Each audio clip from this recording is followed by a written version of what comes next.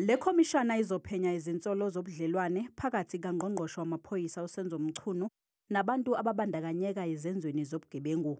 UMchunu njengamanje uhlabe ikhefu elikhethekile kuze kuba kuphothulwa uphenyo lwekhomishana ezoholwa umehluleli uMbuyiseli Madlanga. I expect that this commission, whose terms of reference are now out, will work very quickly, and we've put clear time frames.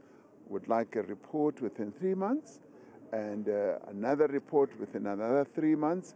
So I'm looking at a period which is no more than a year.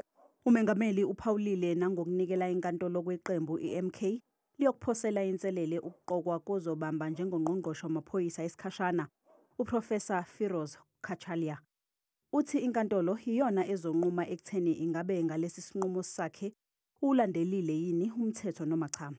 The court is going to look at this matter, and we have addressed this matter by saying that we relied on the Constitution, and their interpretation of the Constitution and our interpretation might be different.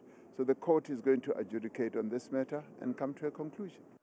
Umengameli ubese Northern Cape ehola izingxoxo phakathi kwecabinet lakhe nohulumeni wesifundazwe ezimayelana nezinhlelo zokufukula umnotho. Structured engagements between national and provincial as well as local government structures are designed to narrow and ultimately close the gaps that often prevents us from doing what needs to be done. Uthi isifundazwe iNorthern Cape sisemathubeni amahle okufukula umnotho uma kuza kwezamandla.